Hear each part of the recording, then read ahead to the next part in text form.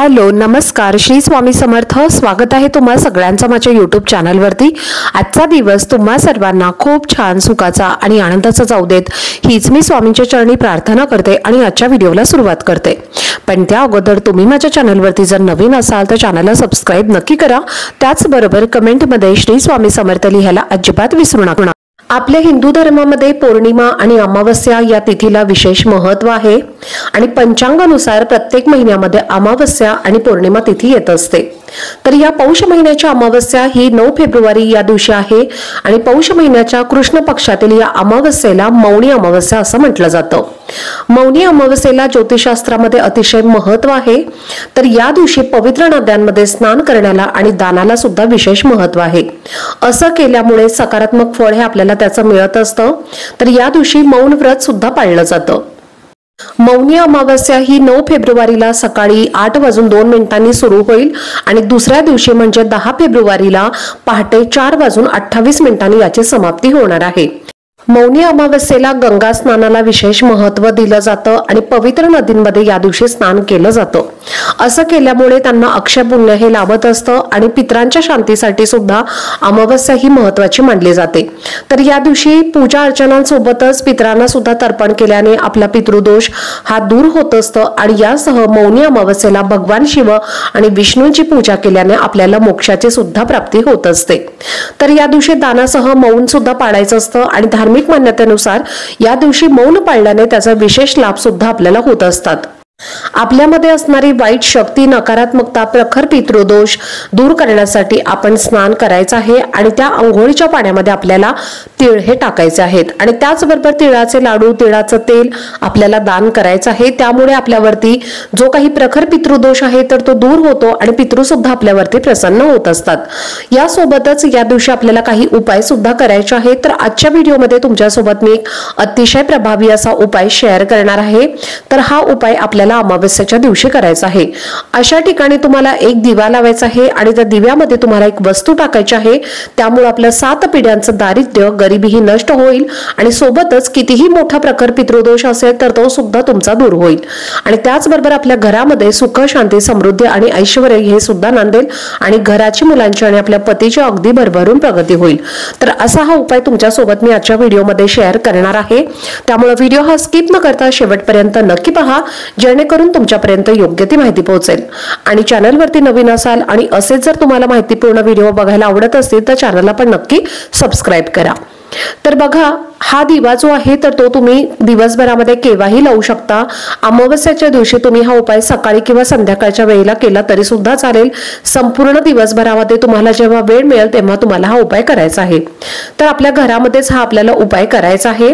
हा उपाय केल्यामुळे आपल्या अनेक प्रकारच्या ज्या काही अडचणी आहेत तर त्या दूर होतील। पितृदोष असेल तर तो सुद्धा नष्ट होईल।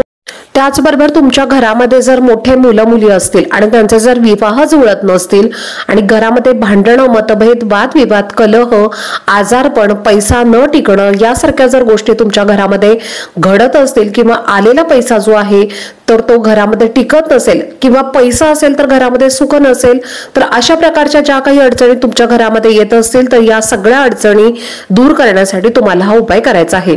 हा उपाय आपण या दिवशी केला तर आपल्या घरामध्ये माता लक्ष्मी साक्षात प्रवेश करेल आणि अखंड स्वरूपामध्ये ती आपल्या घरामध्ये वास सुद्धा करेल आणि यासोबतच आपल्या घरामधले सगळे दोष सुद्धा दूर होतील।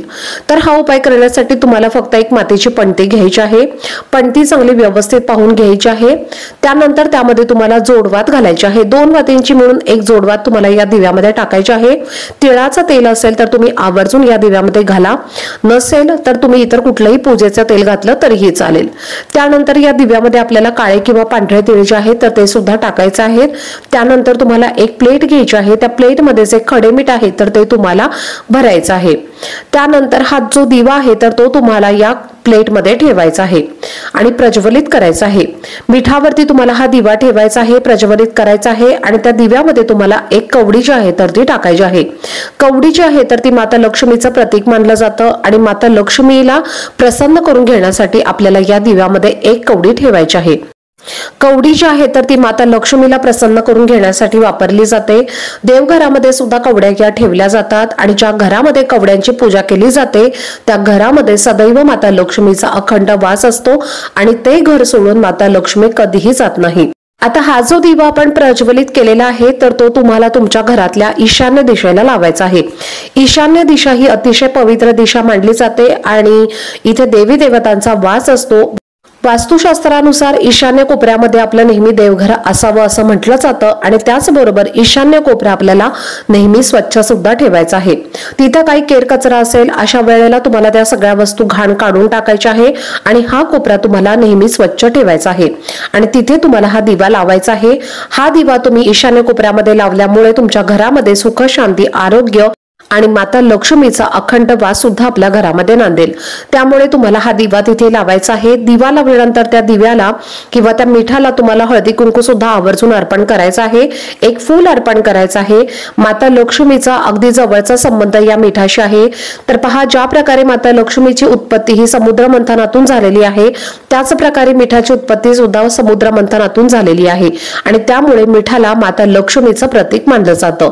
त्यामुळे मिठाला सुद्धा हळदी कुंकू लावायचं आहे आणि दिव्याला सुद्धा लावायचं आहे। त्यानंतर दिव्याला तुम्हाला मनोभावे नमस्कार करायचा आहे आणि माता लक्ष्मीला आपल्याला मनोभावे प्रार्थना करायची आहे की माझ्या घरामध्ये सुख, शांती, समृद्धी, ऐश्वर्य नांदू दे आणि माझ्या घरातल्या सगळ्या अडचणी या दूर होऊ दे, दारिद्र्य, गरिबी नष्ट होऊ दे आणि माझ्या घरातल्या प्रत्येक व्यक्तीची अगदी भरभरून प्रगती होऊ दे, अशी तुम्हाला प्रार्थना करायची आहे। यासोबतच प्रखर पितृदोष जर तुमच्या घरामध्ये असेल आणि पितृ जर तुमच्यावरती प्रसन्न नसतील, नाराज असतील आणि त्यामुळे सुद्धा जर तुमच्या घरामध्ये अशा प्रकारच्या अडचणी येत असतील तर त्यावेळेला तुम्हाला पितरांचं सुद्धा स्मरण करायचं आहे आणि पितृदेवतांना तुम्हाला क्षमा याचना करायची आहे आणि तुम्हाला हा दिवा तिथे लावायचा आहे।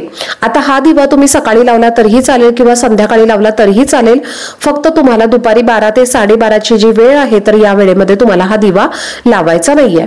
आता दुसऱ्या दिवशी तुम्हाला काय करायचं आहे तर हे जे मीठ आहे तर ते तुम्हाला उचलायचं आहे।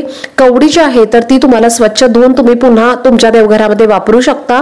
मीठ जे आहे तर ते तुम्हाला वाहत्या पाण्यामध्ये विसर्जित करायचं आहे किंवा तुम्ही तुमच्या बेसिन मध्ये किंवा वॉशरूम मध्ये टाकलं तरीही चालेल। तर अशा पद्धतीने तुम्ही हा मौनी अमावस्येच्या दिवशी उपाय नक्की करा। प्रत्येक महिन्यामध्ये येणाऱ्या अमावस्येला तुम्ही हा जर उपाय केला तर तुमच्या घरामध्ये नक्कीच तुम्हाला हळूहळू बदल हे दिसू लागतील। तर चला, झालेली सेवा ही मी स्वामी महाराजांच्या चरणी रुजू करते।